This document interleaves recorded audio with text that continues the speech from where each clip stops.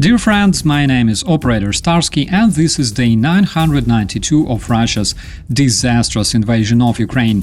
Russians struggling in Kursk and losing a helicopter in Moscow, sadistic Russian commander arrested by the terrorists, Russian teachers wearing tinfoil hats and other Russian cringe in the frontline focus. Friends, we will talk about the most recent updates right now. 160 Russian attacks happened yesterday near Vovchansk, Liman, Chasiv Yar, Toretsk, Pokrovsk, Kurakhove and Vremyevka. It looks like the terrorists are desperately trying to achieve as much gains as possible before the upcoming negotiations, which will most probably take place next year. For the same reason, they are trying to push the Ukrainian troops out of the Kursk Oblast. At this point, approximately 50,000 Russians are deployed there, including about 10,000 North Koreans.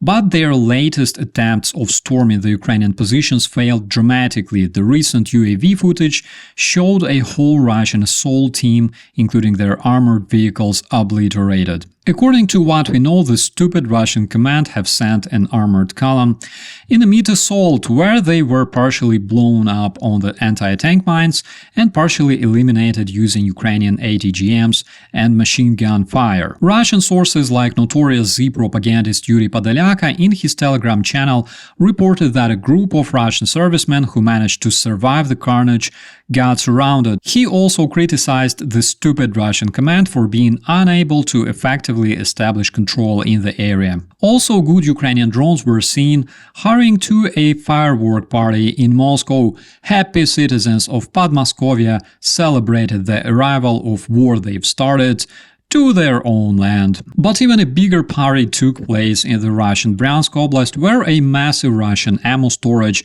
got derussified by the Ukrainian flying objects. According to the reports, the fireworks at the 120th Russian missile and artillery arsenal became a top event in the nightlife of the terrorist federation. And the party continued in the Moscow Oblast, where the Russian Mi-24 helicopter received a well-deserved repair and won't be attacking Ukrainian cities anymore. Now, speaking of the Russian losses, considering the current Russian dynamics, which makes it approximately 1,500 Russian soldiers on average day in Ukraine, and considering 1.5 million Russian personnel involved in this war, and also considering that Putin won't mobilize more cannon fodder, I estimate that Russians will run out of troops in the next 2.5 years, which is a pessimistic scenario because they will run out of vehicles much sooner, and as we all know, they aren't able to replenish them fast enough because Russian economy is struggling with sanctions and lack of men. We'll see if my prediction worked before 2027. And of course, all this is given the fact that the Russian terrorists will keep fighting. Because the stupid Russian command not only demonstrates complete lack of honor, skills or knowledge, but also the nefarious intentions and in some cases real sadism. The Russian media reported that Pavel Klimenko, commander of the terror Russian 5th Brigade, has been arrested for extortion and torture. He kept 17 servicemen in the dog cages and demanded money from his own soldiers. As his victims, he picked those servicemen who didn't have big families, so they would not be missed. And according to some unconfirmed information, it was Pavel Klimenko's unit that captured and murdered an American criminal, Russell Bentley, the Donbass cowboy, also known as Texas, who volunteered to fight for the Russian terrorists and then disappeared this year in the Donetsk Oblast. Donald Trump called Putin and asked him not to escalate situation in Ukraine.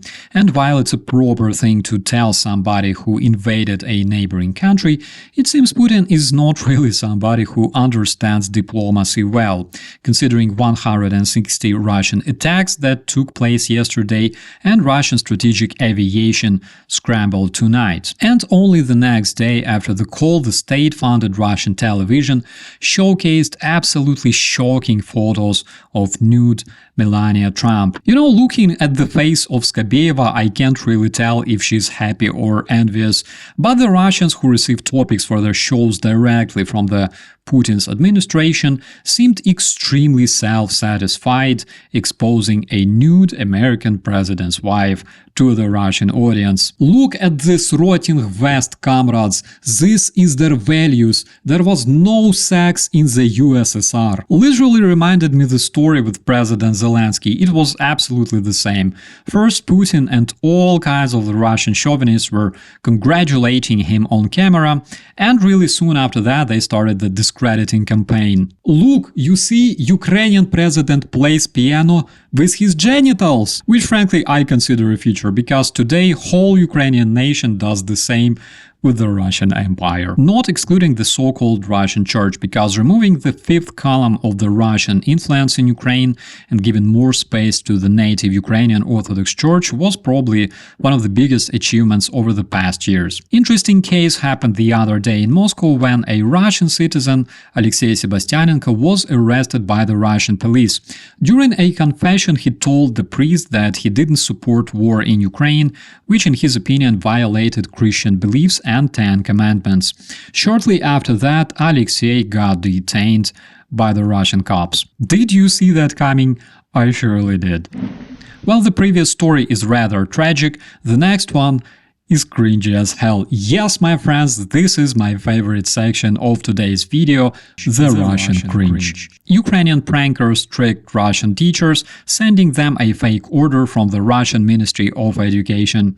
The teachers were commanded to make tinfoil hats to memorize the mighty Russian warriors of the Kievan Rus era.